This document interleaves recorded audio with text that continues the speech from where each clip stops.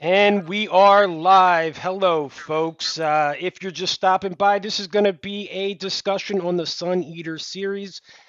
I think we're going to discuss the first two books. So, spoiler warnings for Empire of Silence if you have not read that yet, but we will spoil a little Empire of Silence and we will, I guess, let you guys know when we decide to spoil a little of Howling Dark here. But, I got some friends of mine to come on. We all have been reading this series kind of together. I got my buddy Evan, Nate, and Chris, and I'm just going to let them kind of introduce themselves at this moment. Evan, why don't you go right ahead, buddy? Yeah, my name's Evan. Nice to meet you guys. I've checked out all your channels. So I met Dan through I think a Facebook group first Facebook, yeah, initially, man. and I hmm recognized the accent. I don't know how, but I could tell he was from where I'm That, from. yeah, I wish if you guys didn't know, I said this on my channel. Evan, he like commented on my video. He's like, man, you got a Delaware accent, but I grew up in New Jersey, in South Jersey, but I was born in Delaware. So I was like, man, he's got a good ear because it was kind of a mix of two. But yeah, he hit me up and we just started, conversing about books. And I'm sorry, go ahead, Evan. I No, wanted to you're tell good, that but story. a lot of the slang I could recognize too from like Philly. But Yeah. yeah, I'm the only one on here that doesn't have a channel. I plan on starting one in the future, but yeah, I read a lot, so I follow like a lot of booktubers. So I would say, are you more of a darker type of you oh like the darker yeah, shit? definitely, hmm definitely more grim dark. I mean, but at the same time, like Wheel of Time's in my top five favorite series. No, yeah, all right, So it's good. Name Nice. of the Wind's one of my favorites. So it's but mostly today, right now, I mostly read grim dark. I've been reading a lot of self published recently too. I'm Awesome. starting to see that that's where it's at. Yeah, nobody telling them what to write. I like that. Yeah. All right, Nate, why you can go ahead. Yeah, my name's Nate, as you can tell by my name, I'm sure. And yeah, no, I started this channel almost a year ago and met Chris and Dan through it, and now Evan. And yeah, I do a lot of fantasy and science fiction. Been reading currently in the middle of Malazan, Book of the Fallen, Sun Eater, and what else? Something else. I don't remember what's the other book I'm reading. I honestly don't remember. But yeah, I read a lot of fantasy and science fiction, and yeah, that's what I read pretty much and what I do. So happy to be here. Awesome, awesome, Chris. Yeah. My channel is pretty much my name, Christopher Navo. I started it in April. Uh, yeah. I focus like most people on fantasy, sci-fi. I hope to do more of it, especially after reading Sun Eater. I hope I didn't spoil all other sci-fi after reading Sun Eater, but or at least the first two books of Sun Eater.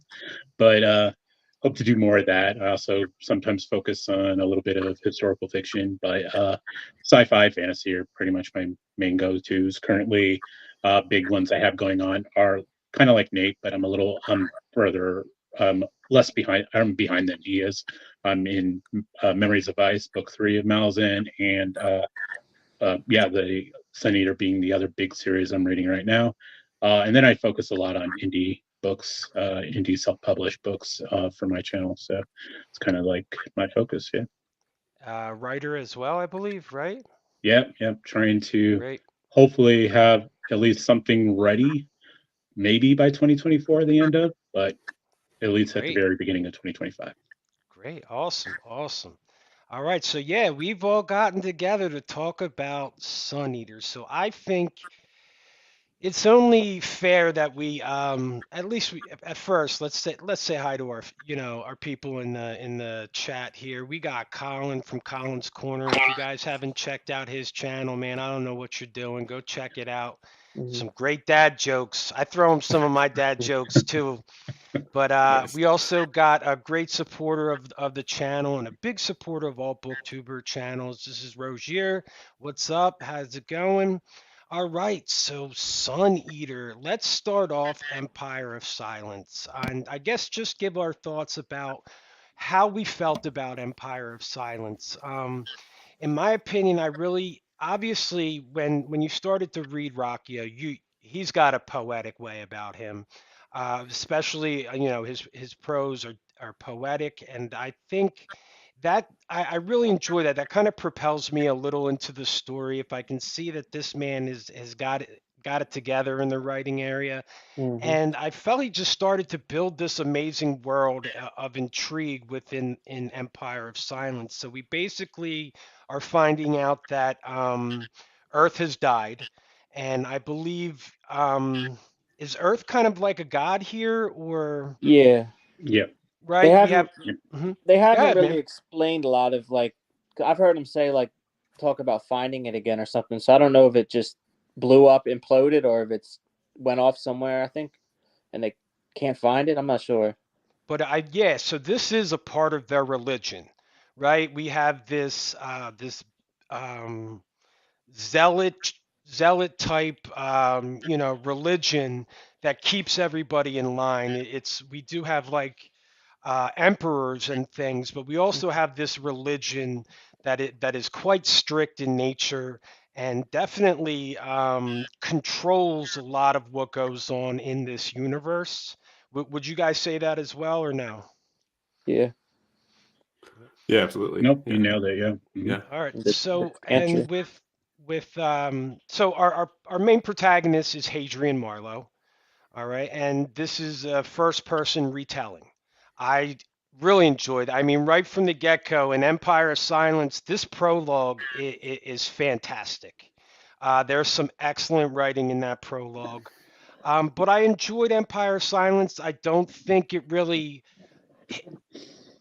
kicked off for me until I got into Howling Dark. There were some excellent storylines going on.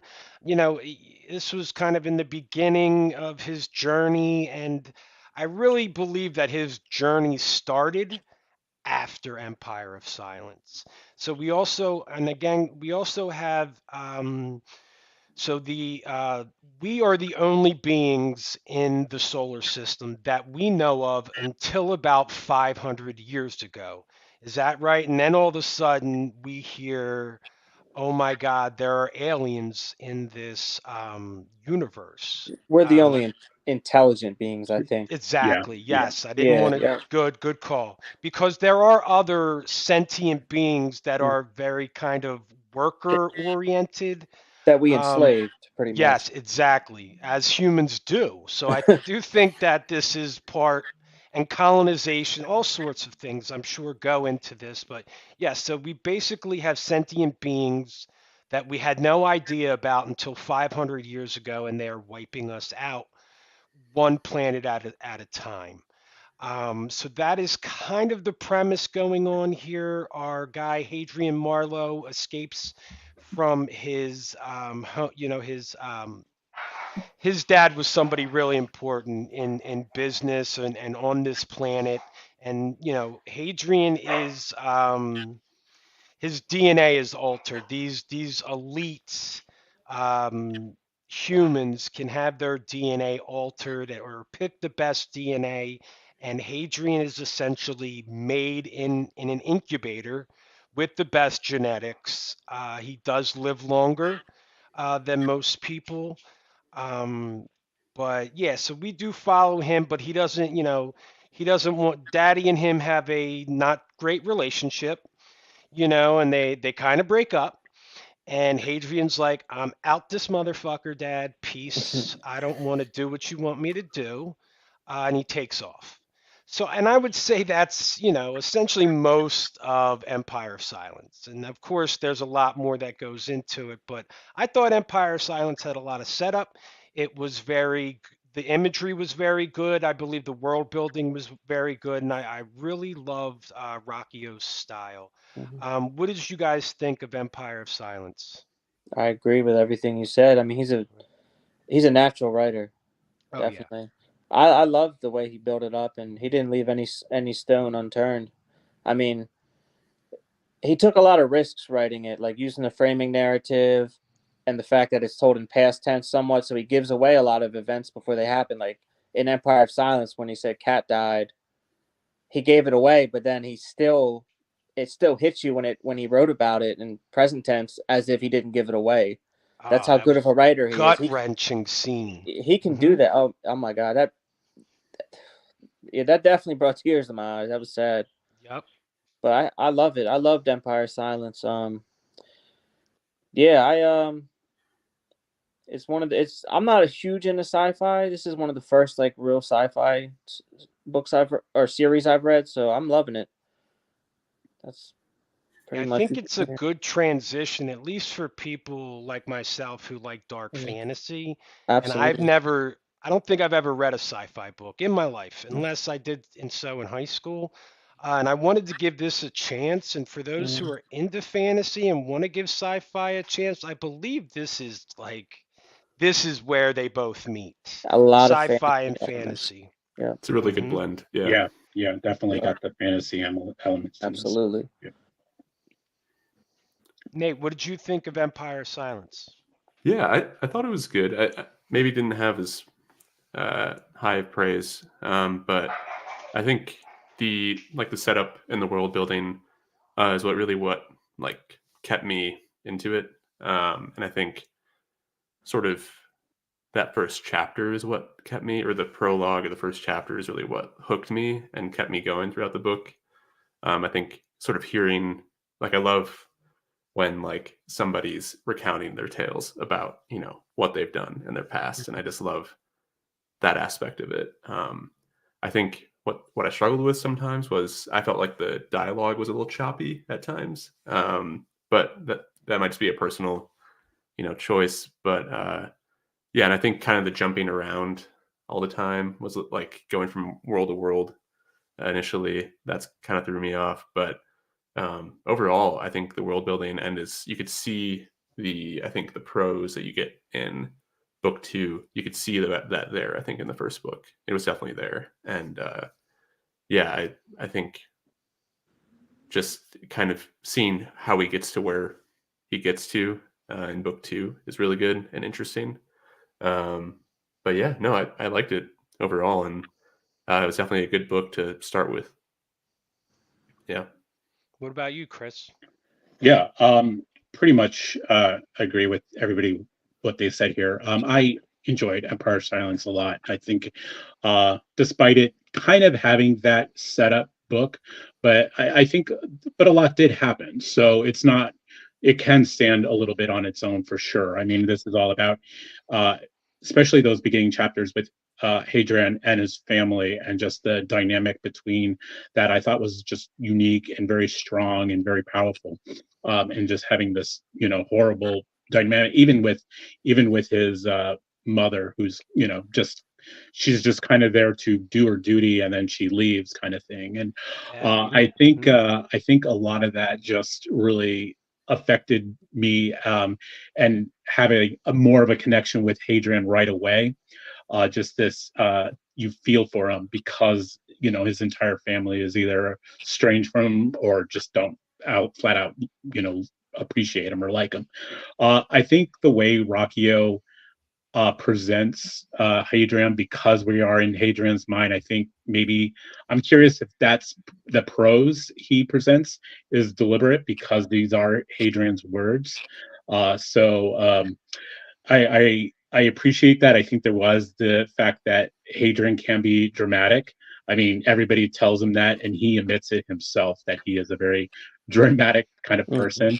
And but it works really well. And the way a lot of these, we talked about things that he relays to us that are kind of spoilerly, but like Evan said, they work. We still have that emotional impact on when those events actually occur, and you get those moments of like, I never saw them again, kind of thing, and it just leaves that little bit of impact at the end of these chapters on how he relays all of his accords of everything that happened in history. So I think Empire Silence just, yeah, it did have that setup, but we establish our characters and we get a lot of stuff that happens to him. I mean, every chapter, I feel like it like we mentioned earlier, we're reading, some of us are reading Malazan too. It's one of these stories where something happens in every chapter that has some sort of impact, and carries into the next chapter. And I think it's really interesting how he writes these chapters, and everything has a purpose and reason that affects his life by the end of that chapter, and we move on. So yeah, and then Howling Dark just took that up a notch, like 100 notches kind of thing. I mean, it just took off from there. So yeah, great start. Yeah, yeah, he Yeah, I definitely highly just agree that. Go ahead, Nate. I'm I sorry. was gonna say, just comment on what Chris was saying a little bit more. He definitely throws you into scenarios with Hadrian without a lot of setup, which is similar to Malazan. That's something that I noticed and did enjoy. There was just kind of like you're here with him right now, and you'll figure it out later, and like kind of understand the depth of it later. Yeah, that's just something I like too. Yeah. Yeah, I mean, this is I really liked what Evan said about, him. We were given the end of this story, and it Mhm. didn't matter. He talks about blowing up a planet. Now, in the beginning, I believe this was kind of hashed out in this. I thought it was a planet. I didn't know if it was Cielson or human planet.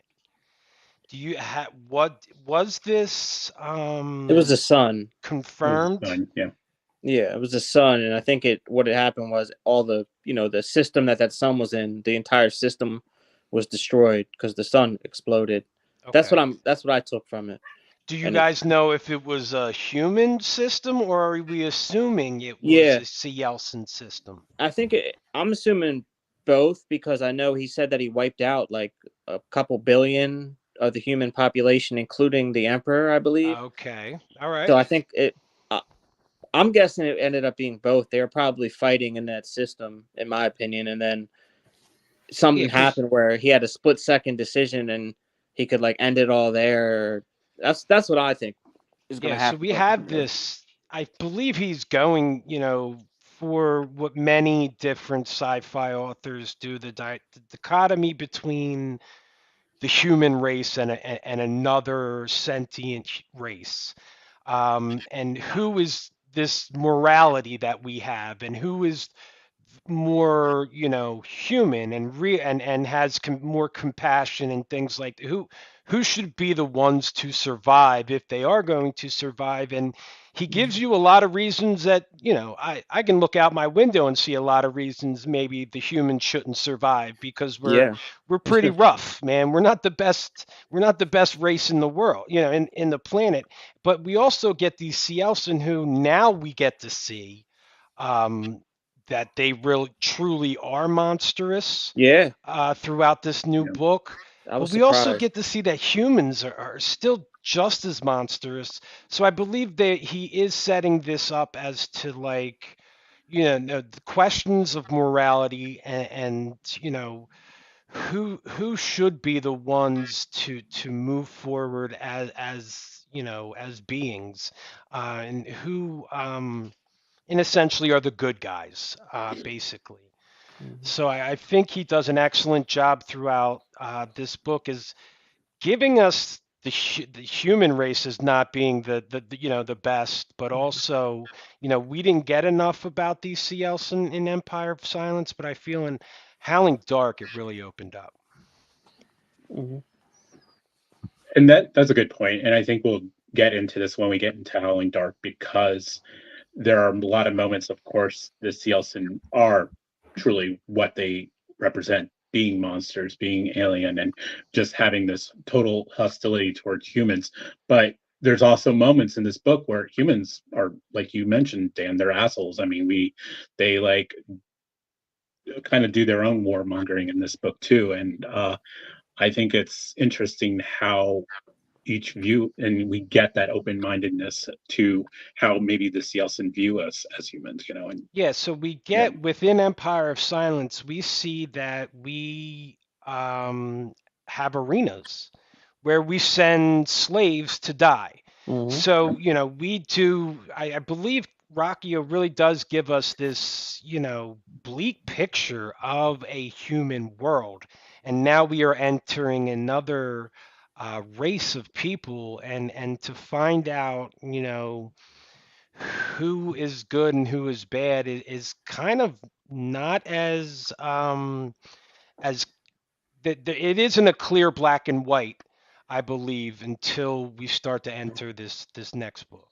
I think it's pretty significant that like as advanced as we are in those books, it's like mankind is still taking a step back after we left the earth, you know, back to the stuff they did in the Roman times Yeah, I and was going to biblical mention that times. too. Yeah.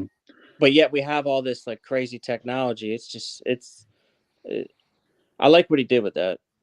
Definitely. You see that in a lot of fantasy books where they hint at that. They hint that it was like Wheel of Time, that they took a step back.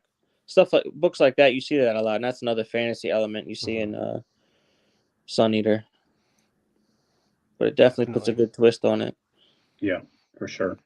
I did find that interesting that despite how many years we assume this is in the future, we went all the way back to our Roman history and culture and how maybe we're taking that how Romans used to, you know, pretty much explore the earth and, you know, pretty much take it over. And then Yep. now we are just taking that to space, you know, and taking over these worlds and all that. So Yeah, I I think it's believe we do interesting that get we did go back to that. excerpts, whatever it is. I do believe we get that from ancient Rome, like from generals. I believe he did England throw a too. line out there Yeah. of an ancient Roman leader because he has studied all these books, you know, about, you know, war and things like that.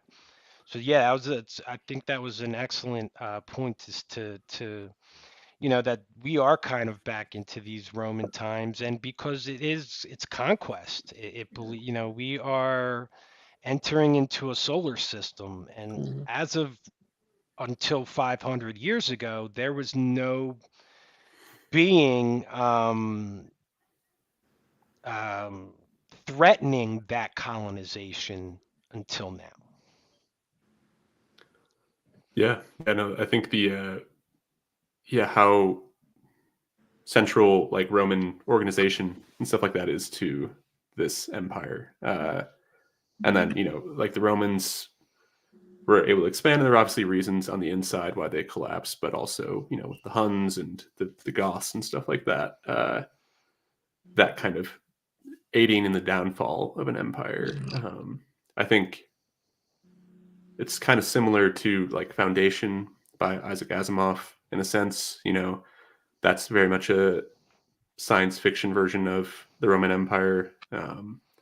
And I think just kind of seeing that aspect of our own history be reflected in this sci-fi work is yeah, it's definitely interesting to read, and I think just think about more in the kind of thematic and philosophical way too. It's interesting. It's crazy because then you'll get little glimpses of when they'll speak on like art, like present time for us, and it's like even Hadrian, they look at us as like savages whenever they refer to our age. It's crazy. Yeah, yeah, Yeah, we yeah. And even definitely. now, I think Go we ahead. look at in our own, you know, sort of Yeah. how we talk about things. We think about the Roman Empire sometimes. It's like the peak of civilization. You know, it's just, and now it's kind of reversed where they think they're the peak of civilization, and you know, back then was savages and stuff like that. Yeah, I like that. sorry to That's interrupt. an interesting way to, because according to this, we're just going in circles. Yeah. So according to this book, you know, we view the Roman Empire as savages right now, but yet they are using kind of this Roman Empire gladiators. as gladiators, and I think they have an emperor, so they are ruling as such. I believe as you know, ancient Rome may have ruled. So we're rather than transgressing, we are regressing and just going in circles. It seems within this world, maybe. And this is even on a more grander scope. I mean, we Yeah, have one emperor representing the entire human race across what expansive universe, you know. definitely. It's just crazy. Yeah, definitely.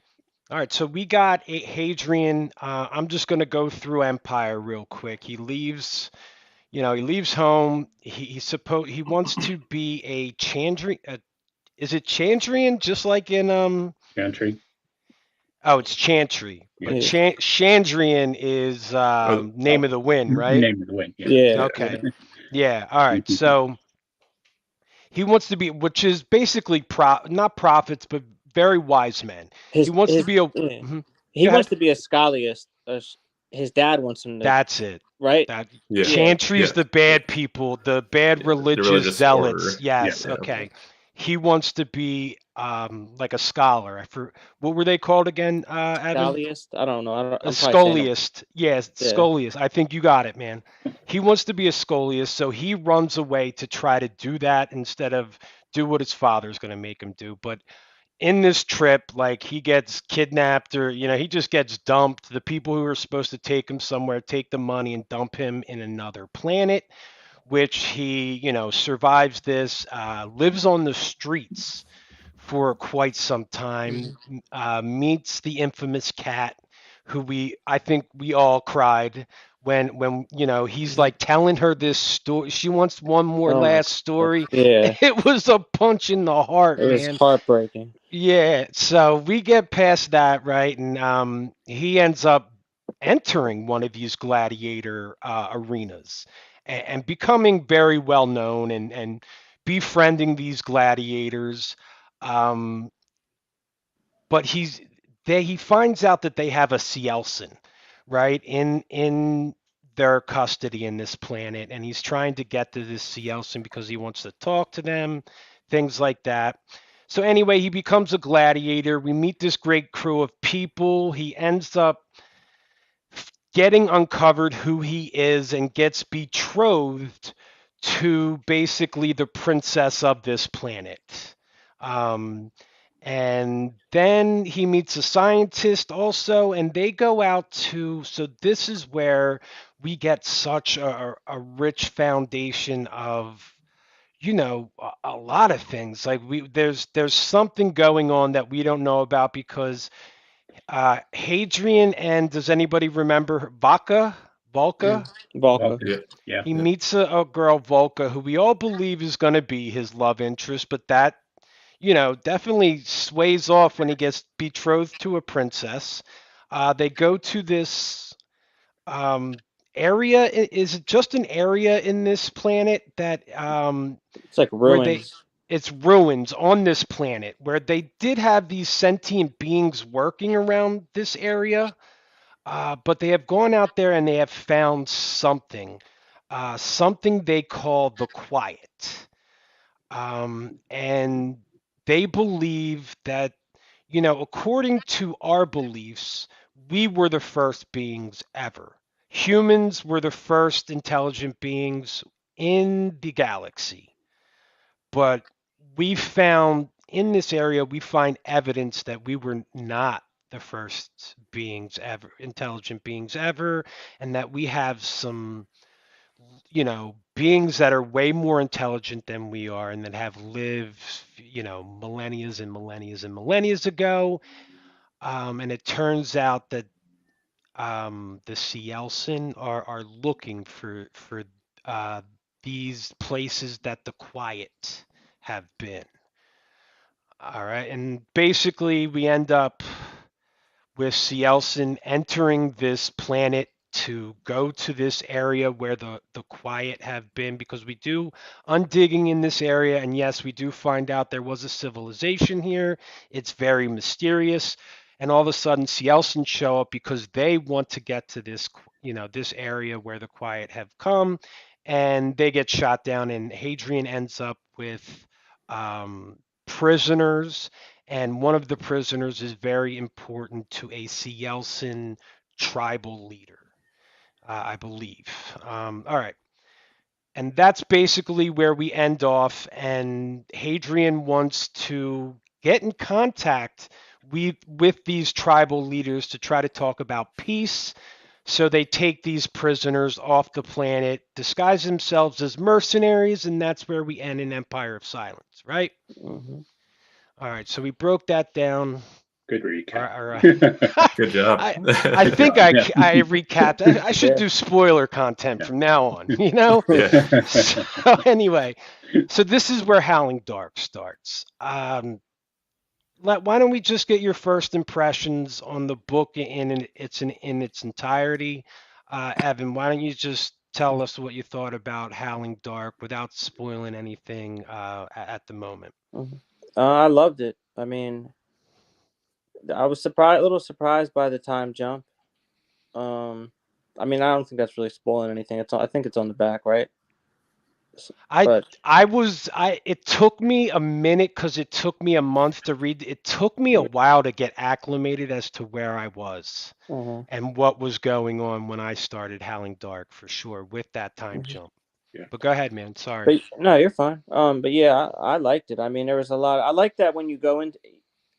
I think this is a pattern with every one of his books in the series that when you go into a new book, there's always a amount of like a lot of years that have gone by. Sometimes 100, sometimes, and a lot of things have happened in between then, and you kind of get to like flesh that out for like the first part of the story, like everything that came Okay. before, and I think that's kind of what keeps it fresh for me. But I think Malazan does that very well too. yeah, Erickson, Yeah. right? Yeah. Every yeah, book we go into, we have to get our base.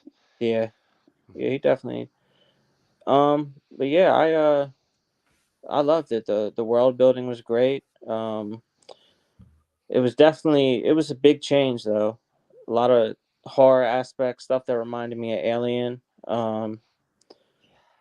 There was only I think the only part of the book that I got a little bit um I guess bored. I don't want to say bored, but a little bit impatient kind of was I don't want to give anything away, so it was towards about 3/4 of the way through when they're waiting for something.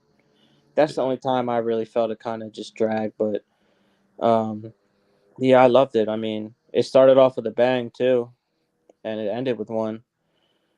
And it changed a lot of my opinions on things because I know in Empire of Silence you're pretty much Ruccio kind of gives you that like he makes you empathize with and sympathize for the Selson, Yeah. and you kind of start to think like, cause remember the one gets tortured in Empire of Yes, I Silence, didn't and bring Yeah. up Yeah. in Empire. That was a big part of like yeah, we did, one thing I didn't say about Empire of Sun, and we didn't really. Hadrian is really is this good character who hmm does want what's best and what is the most peaceful outcome.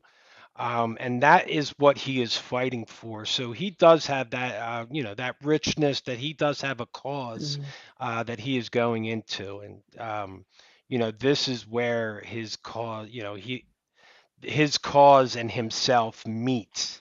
yeah. I believe right at the end of Empire of Silence. And finally, he is on the path that he believes he is always Mhm. meant to be on.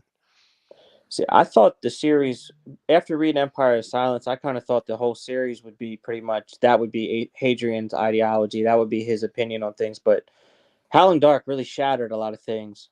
It completely he changes more as a character. Like I said, his ideology, his opinions on things, his empathy, everything changes about him. Yep, Rightfully so. I mean, there's a lot of discoveries and things, but it's surprising. That was one of the I think most underrated parts of the book was seeing how much he changes I in think that. you're right.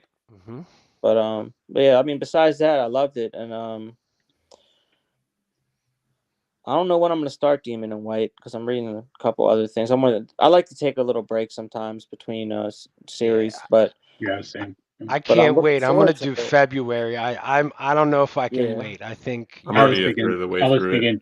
I was thinking February too, but probably late February for me. Yeah. Have you started Howling Dark?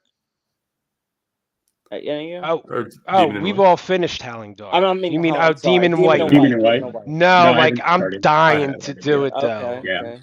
Because listen, I watched a review, Daniel Green review, and he was like so hyped up about his Demon and Yeah. White review. I was like, dude, I want to stop this now. Everything I'm doing, and just because I got the audio and I got the book, so I'm not listening to audio, just audio anymore. I'm gonna be immersive reading again. And Howling Dark was my first immersive read, so I am like, Mhm. and That everybody is giving these two books, from what I see, very high praise. Mhm. It's kind of like Malazan, where, we had, Gardens of the Moon, but when people talk about they're really high, I've only read three, but those next two, Dead House Gates and Memories of Ice, they're rated very high for Yeah. people.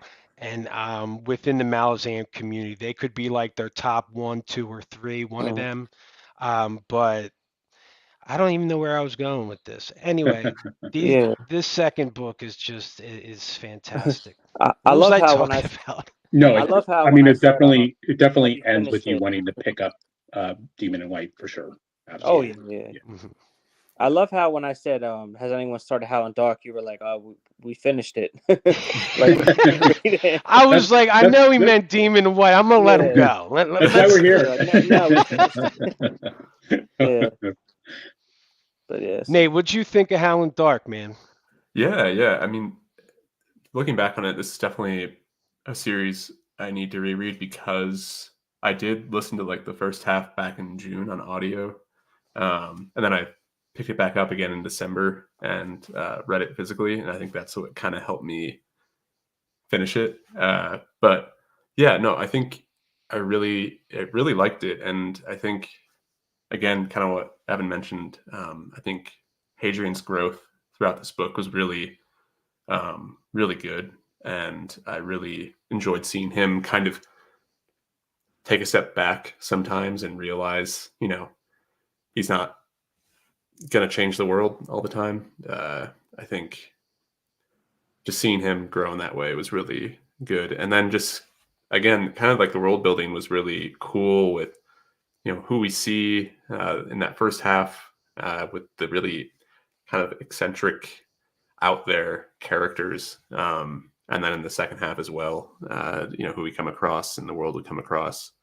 I just think that was all really, really cool. And yeah, I think it definitely finishing the second book, I was like, I did start Demon and White. I'm like a third of the way through it. And Dan, it pops off in that first third. So I get think I ready. remember what I was saying that so everybody's been giving praise to Howling Dark, Demon and White, just like everybody in the Malazan been giving huge praise in the whole series to Memories of Ice and Dead House Gates.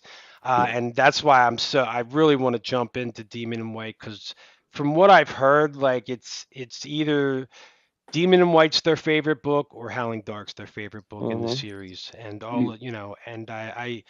I've heard good things about Demon and White. Like I'm just dying to do it. I'm dying to jump in. So, Chris, what about you? Your basic overall thoughts of Howling Dark? Yeah. Same here. The one thing I want to mention that Evan mentioned briefly was the scope of time, particularly in Halloween Dark, on how much time progresses from when we start the book to when we get to the end. And I don't see that too often in sci-fi. Usually, when we're like, say, we're jumping to the other side of a galaxy, it happens. It seems like it happens in days. We're getting years and decades here, and I appreciate that Rockio approaches this realistically. I think even with the high technology, it still is going to take decades to where we have to you know, put ourselves, in frozen status to get to destinations. And that right off the bat, I really appreciate it in this book, particularly on how much time goes by. And I liked the thing. Like I said, this is like definitely the start for me in the series. As much as I enjoyed Empire of Silence, we really get our character dynamic here with Hadrian and the people he interacts with throughout this book. His close Red Company, and then all the characters we meet in this book: the Painted Man, the Undying, the Brethren, and then of course the Cielson at the end. I think just all these impacts, and this just goes to show like every chapter just has this meaning behind it, and he reflects on that almost at the end of every chapter. So I can't even imagine what Demon and White is going to be like if it was this impactful and this good in Howling Dark. And yeah, I was really happy with this entry for sure. Yeah, Howling Dark. Like I think you guys, at least some of you said it. Empire of Silence was just that huge stepping stone, and it was good. But Howling Dark, in my, definitely where this exploded for me, and it didn't take long at all. I was into it as soon as I picked it up. Chris, you mentioned the painted man. Yeah, I that's was ready. I was ready for that dude to. I I was ready for him to be my whole story, and I was cool with it. I was just like, yeah, I like this guy. Anyway, I won't. Anyway, so the painted man was just really cool. We'll get into spoilers later, so that's why I'm stop. But I thought he was. We got this guy that just very horror like, man. Big teeth, big insane. smiling Yeah, face. He's yeah, got. So we're entering this world now because yes, our technology is advanced, but we do not use it is against the chantry, the religious law, to modify your body with any type of electronics, any type of mechanics or anything like that. But once you get out of the empire, when we get out of the empire, people are just concocting anything they want with machines and themselves. I mean, like, just crazy things anything's possible here. And we get some crazy looking characters and some horror esque scenes and intensity. And I really enjoyed that part. Yeah, like Hadrian gets this one aspect that changes his whole trajectory in the stories. That one aspect is he is given power. He is in charge of people now. And then he is giving power over, this this quest to basically save humanity. And he has to make decisions that are very tough, and I don't think he had that. That wasn't available to him in Empire of Silence. So that really we get a lot more of his character, and from what I hear from sci-fi, that these are not character-driven stories. At least that's from what I. They are more about the thoughts and Mhm. the thematics and And things like science that. and The yeah. science, Yeah. exactly, and yeah, they're not very character focused. So in Empire of Silence, that is what I got. I didn't get a character focused, story. Even though he was telling his story, I thought it was more of world building, and I didn't get much of his personality. But in this one, he faces, you know, serious decisions where his morality comes into question now. He was on the I'm on the goody good side, and now he's like, damn, being doing the right thing. Sometimes you got to do the wrong thing to get Hmm. the right thing done. So it was very interesting to see him struggle with his decisions, put himself in harm before other people. It was definitely growing his character for me throughout this story. And yeah, Howling Dark just kicked it off. I mean, it kept getting, you know, I know that I think I saw a review that said the storyline was repetitive. But I think it was important because we went to a certain spot. Okay, we meet a crazy looking guy outside of the empire. Okay, we know it's going to get crazy. We get to another port, it's even crazier, and then we get to this one spot, and it's. But I think he was definitely slowly taking you in to the madness that is going on outside of our solar system and things. It And like when scaled up a yes, bunch. yeah, You know, and when it's we just got to Vorgosos, boom, I was just like, damn, this place is unbelievable. So yeah, I think he just stepped up the storylines in this in many ways, and I just can't wait to see where it goes.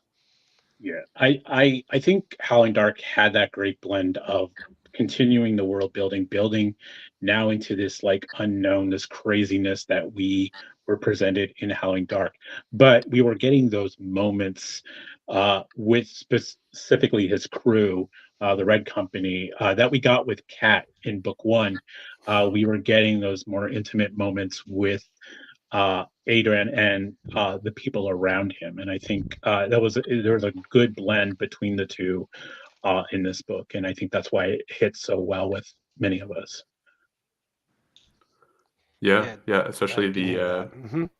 I think the just the weight behind the character's actions, and it just matters so much more. Not to say that, like, I just mean in terms of, like, in perspective of, like, humanity, like we previously mentioned. I just think, yeah, I agree with you. I think there's just a lot going on with the characters here, a lot of growth going on, and it's really well done, and I really liked it. Yeah. Yeah, I do believe that this is where, this is where I said I'm all in here, especially when we get to the end of this. So listen, if the two people that are watching, if you have not finished this book, I would say jump off now because Goes to it's about zero. to get a bit spoilery, okay? And we're gonna do that in 3, 2, 1. Okay. So the painted man, I was ready for him to be my whole story. I even hit up Evan. I was like, dude, this Mm-hmm. painted man is so dope. And I sent him the message. Oh, he's like, oh, that's where you're at. Evan was like, oh, I already finished the book. But yeah, that was a cool part. So this painted man, he like intrigued me so much. I was like, dude, if this is our bad guy for this whole story, I'm all in right now. And it turns out he gets killed within 2 chapters, and Mm-hmm. Hadrian does kill him. And I was like, dude, that was such a good antagonist. What are you gonna give me? And then we go to Vorgosos and we find that guy, and he's like he's a whole planet. He's in control. Yeah, Yeah. He's yeah, he is connected to everything on this planet. He controls every body that is connected to a device, and it's just his planet. That I forget. I'm just drawing the blank. Whatever his name, Karn just Sagara. Count Karn Cigar. Sagara. Segura. That dude, man. That guy was just so cool. He had such depth. He was so dark. The way he was presented was sci-fi horror at its peak, and I loved it. There was just so many ways to go. Um, and dude gets his head cut off. He got his head cut off. Are you kidding me? Yeah, What that was happened? something. Oh, Yeah, what Hadrian. happened? It was crazy. This storyline got so bonkers. It got so good. Yeah, We got some character deaths. It was just great. I just love this book. So just go ahead, spoil it, guys. I What'd you think? see when Hadrian dies or dies, quote unquote. Yeah. I Hmm. That was another thing I forgot. I guess I couldn't really say it earlier because it was spoiler free, but I didn't really like that at first. But then I saw how it set up, because remember, at the end you see everybody worshiping him, thinking he's a god, thinking he becomes like a prophet, and it blows up his whole. Yes. It fits him into the this legend that we hear about on the back of the book, the first book, and so on. So In it the made it. prologue of the first book, yes. So it had purpose, but like when it Mhm. happened, like right when it happened, I'm like, oh come on now, are you fucking kidding me, dude? He's gonna die and come back, like it. But he made it work. So, but that was crazy. I mean, yeah, I've never seen that happen in a book. Someone actually get their head cut off and then come back. But I was not to mention yeah, narrate it yeah, yeah, in yeah, first person. Yeah. Yeah. Hmm. How do you yeah. do that? How do you narrate you're getting your head chopped off? And then his arm is Well, still leave it there to or Christopher whatever. Ruocchio, right? Yeah. Oh my god, that was nuts. With that part, so when he got his Mm, head cut, obviously throughout the both books, um, Hadrian has looked down on those that have used technology to enhance their life and enhance their power and body, and like that is looked down upon in his society. And Mm. throughout the books, he does look at Balka, the scientist he kind of is, fell in love with. She is seen as a witch because she has some sort of mechanism in her brain that she can use to control different, mechanisms. But so when he gets his head cut off, I wanted him to become the thing that he kind of looked down on. That's what I Like, thought was gonna like happen. I thought they because Khan Cigar, we thought he was gone. I thought he was gonna like turn that planet back on and like stitch him back up, to where he was now, someone who has been modified by technology. I thought that would have been really cool, but there was that weapon that guy had in his basement or something. Con Cigar listened to this. What was that thing with all the It arms? was one of the old, what they call it, the old father. The Brethren, yeah. Yeah, or something. It Yes, was a machine that. yes. That's when you find out that the Earth was destroyed. I think in a battle with machines, I believe. And I guess it's a remnant. I don't know if it crash landed there or something, but it's like disabled. Like it can't really do anything. But I guess Karn uses it for advice. I Yeah, think. Yeah. I was looking over his whole interaction with the Brethren, and it's amazing. I was looking at this prior to just getting on with our live chat because it was a couple weeks before I read that section, and how much is given away about the ending of this book is right there in that whole dialogue of the Brethren essentially giving Adrian his future, and what's going to happen at the end of that, because it does end with him saying, you know, to die, you're going to have to die to the price of life is death with what you will pay. So we that's pretty much essentially what happens with Adrian at the end there.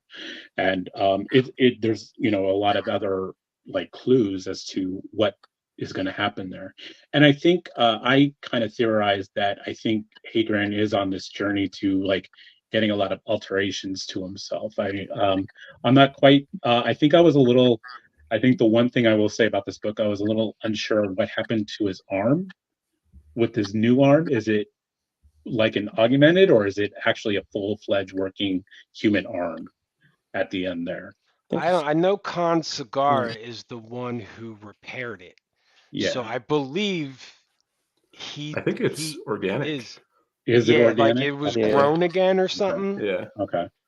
It Yeah. sounded like it was grown again, but I wasn't sure if it was like now there's like some sort of like AI control of his arm. And I'm wondering if this is like a slow process for Hadrian as we progress through this series, if this is going to be something that's going to continue to happen to him or something. How about this in Empire of Silence and most of Howling Dark, Hadrian is like dead pressed on like making peace, and it's crazy to see how disappointed he is when he gets there and he sees that the Selson are indeed they're not intelligent. Well, they're intelligent, but they don't have empathy necessarily. They're monsters, And I was surprised by that. And his whole opinion changes. He goes from somebody that wants peace and to literally like um slitting the throat of the The tribe leader's son. son right in front of That him. dude's the Yeah. the leader's the Yeah. tribe leader's son. Yeah. That's when that decision had to be made, where he had to, overstep his morals because he didn't know, that this is what that is going to take for him to, get this peace or reach his goal. Mm-hmm. He's going to have to do things that, I I think it was played out a lot when they were having those negotiations with trying to make peace with them, and they were trying to use words Mm. to like have a Hadrian being an emissary to them, and it's like, oh, you belong to me, kind of thing. It's a gift. See, Yep. they didn't have words for things like peace or negotiation or having some sort of peace treaty. They didn't have words for those things, so it was already a kind of established that these people just don't understand those type of things. Mm-hmm. And that's the one thing that makes humans different from all the other animals, is that we have the ability to reason. So that's a good point you made. You could definitely see when they're doing the negotiations, he was just getting so frustrated, and it was like they hit a point that they could never get past once it came to reasoning and all that. So that's a good point. Yeah, language was Ah, a big part of. I interesting. think Hmm. I think that was really just a really interesting aspect of it, where they were trying to translate and they just couldn't. And I think certainly like I don't want to say cultural, you know, backdrop of both of these, races interacting. Mm-hmm. Like I don't want to get into that too much, but I just thought that was handled interestingly, and yeah, just like not being able to get across, like you both said, like no, I'm not your plaything to be used. I'm there as kind of like an emissary Yeah. when they're trying to negotiate. Like, okay, maybe Hadrian can go with you and be this kind of like emissary, but they just didn't understand that, and that was just a point of tension. I think that was handled well, and yeah, just like the differences in how you understand each other's humanity, I think was handled really well. Yeah. How do you guys all feel about the Selson now? Like, I'm sure everybody in this chat had empathy for them during Empire of Silence, but how do you? I'm interested to know how you guys feel about them now. Do you think they deserve to be saved? Do you feel any like sympathy for them, or do do you humanize them at all?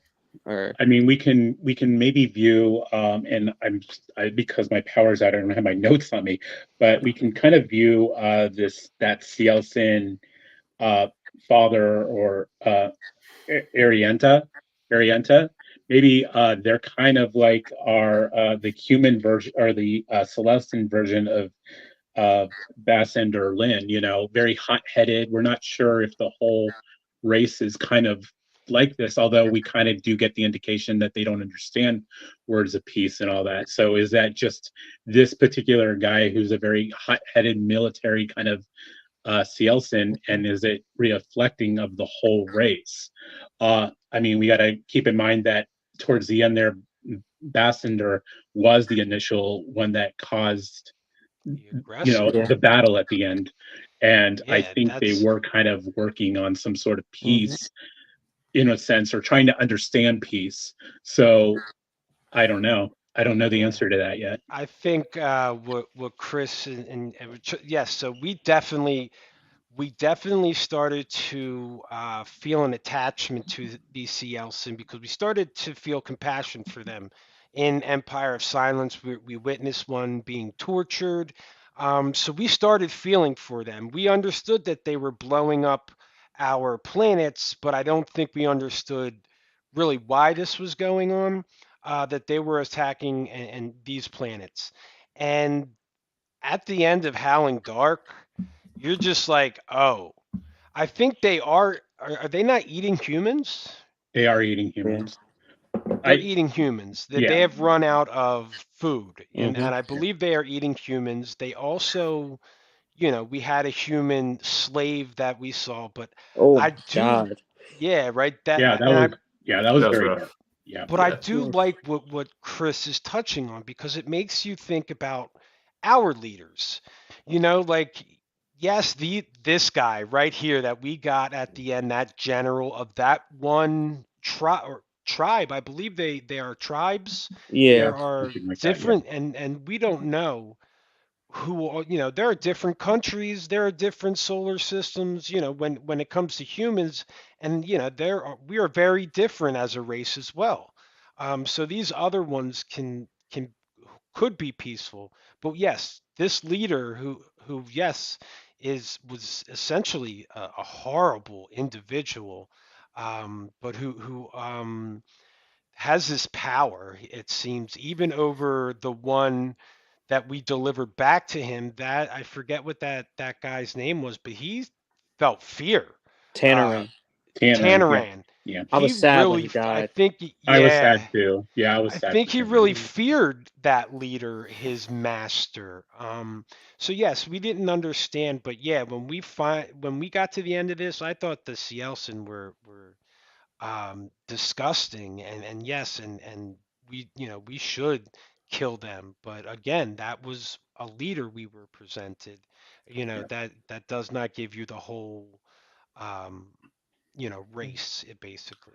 And if you remember in Empire of Silence, just to kind of touch on that point, Hadrian kills that Cielson prisoner who was one Hmm. of the kind of I guess you could say a Scolius, Yeah. essentially. Yep. yeah. Yeah. And I Mhm, think yeah. that was just kind of a different side of the Cielson where they were just trying to, explore their own religion and understand it better. And they just happened to come upon and get, captured and killed by humans. And yeah, I just think putting that up against, and Tanaran was one of those, right?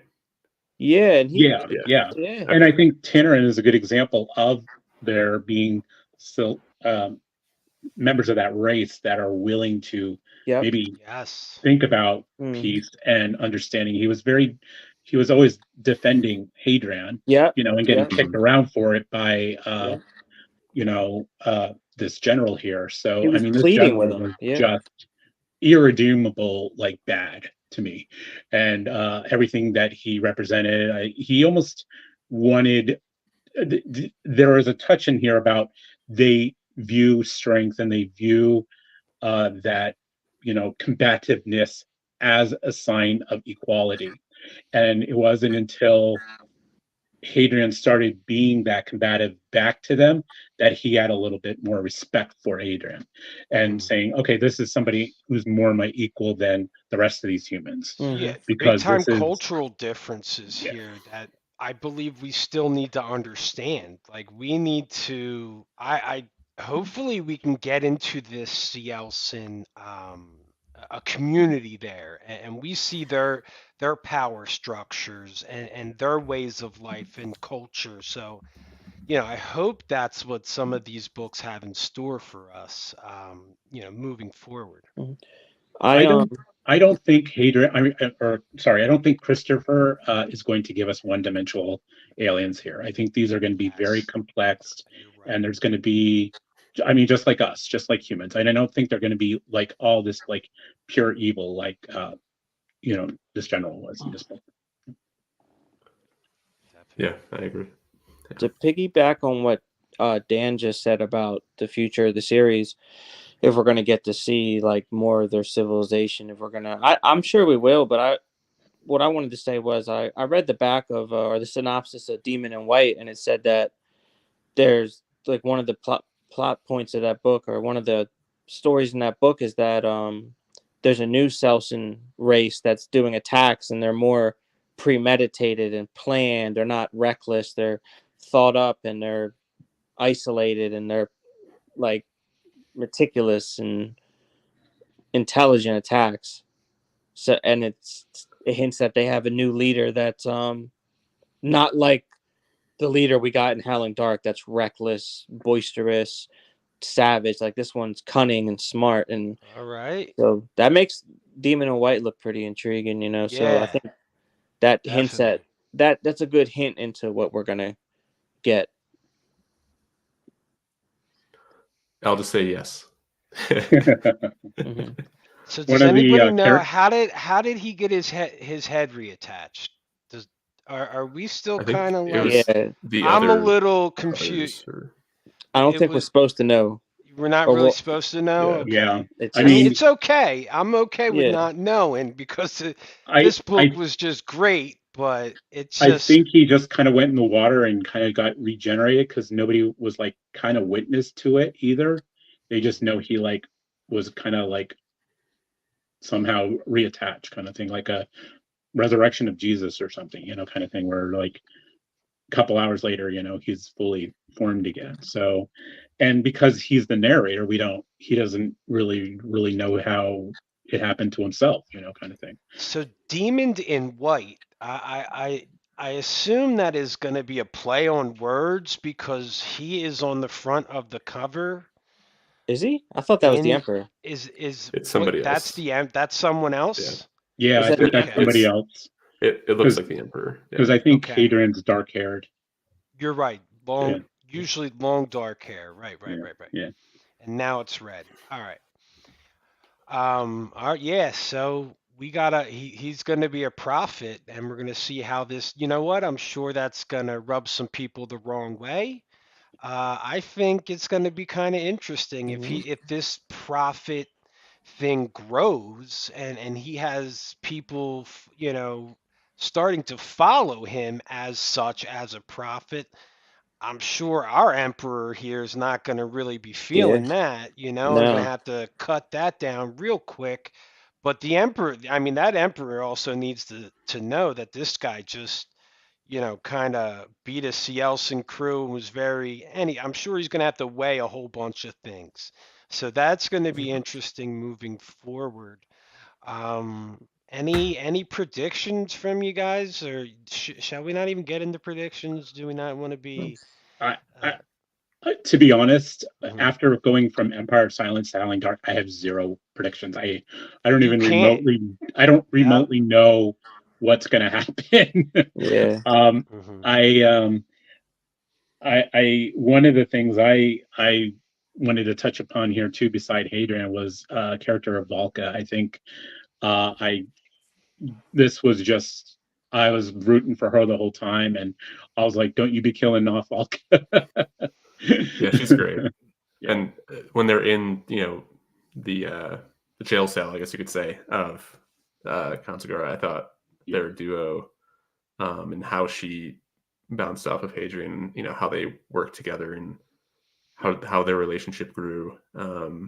Yeah, no, I just loved Yeah. her In as a the character. Yeah, She in saves Empire she of saves Silence. she saves him quite a bit in this yeah, book. Hmm. So I mean, Yeah. yeah, In Empire of Silence, I like what Rocky was doing here because when we get introduced to Vodka, that's the love interest, we believe is going to start happening because he's developing an affinity toward her, and you can sense that throughout. And we're like, oh, okay, this is eventually going to happen, right? But boom, no, he gets put into a betrothal, and things occur, and that really didn't happen. And I really kind of like that relationship really kind of started off as friends, and even both ones went in different directions, and they are kind of coming back. I'm not the biggest on romance, but I do like how right, that is being laid out for us within this story. right. How did you guys feel about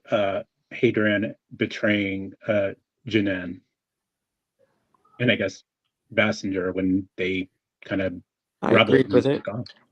I mean, leading up to it, you saw how she didn't take his side, and that you kind of saw the relationship was already starting to fall apart. So, I mean, I didn't. It didn't really bother me that much. Um, I can tell it bothered him though when he saw her again and all that. And I'm curious. Like it kind of plays into Dan's questions too. I'm curious if he's going to run into her again back in where the Emperor is, or if he. And I'm also like, they still didn't really tell us exactly what happened to that ship he was on in Empire of Silence where he got dumped. We don't Right. know if the crew got killed because Ruccio did take the time to That introduce us. crew was kind of cool. You're right. I, yeah, Yeah, di- that was I pretty Yeah, thought we were spooky. yeah, going to Yeah, run into yeah, them again. I yeah, yeah. liked we them. might. So yeah, good. Because Uh-huh.